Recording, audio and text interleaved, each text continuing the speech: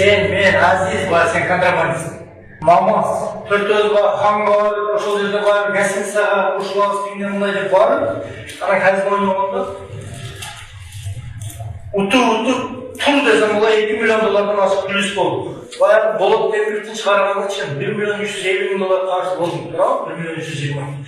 Анан мен заседанияда отурсам, Камчы Көлбаев чалды мага. Сен билесиң, жанымда отурат.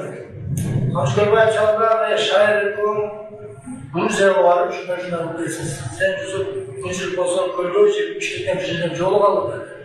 Мен ал киши мен телефон каяктан тапкан билбейм. Мен барып жолуксам айтты, шайыр экөөң деди, Грузияга барып шундай казино ойнап сунат деди. Мага видеозапустар келди деди.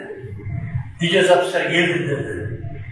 Анан ошону жаап болсоңор революция болуп келет деди.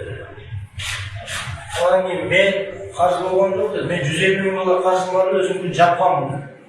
Анан сен менен сен телефонуңа келдим, сен сүйлөштүң өзүң, туурабы? Көлбаев.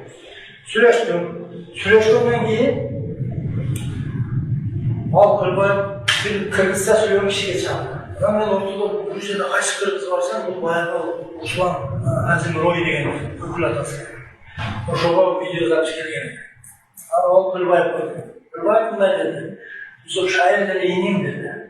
Шайыр деле инем. Мен Москвада 400 миң доллар акчам бар деди. Мен анда ошону берип жаап турам деди.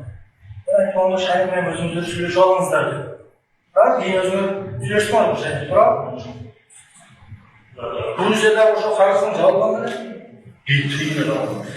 Эми жаңы жылда жанагы сенин видеоң чыктыбы? Анан кийин менин телефон барсам ошол смс турат. Камчакадан мага смс келди. Сен шашырбай туруп шоктурума жакына жооп бересиң. Кийин ошону соккондон кийин ГКМга чакырды Камчака. Чакырды дагы Жусуп деди, сен деди, биздин полицейский курска туура келбейт экенсиң деди. Сен арызыңды жазып бергин деди. Акыл деди, балдарды камактан чыгарып коюңуздар деди. Жаздым, кеттим, Америка баргандан кийин Камчакадан смс келди. Көрдүңбү деди. Шоктук кылсаң, мындан да начар болосуң деди.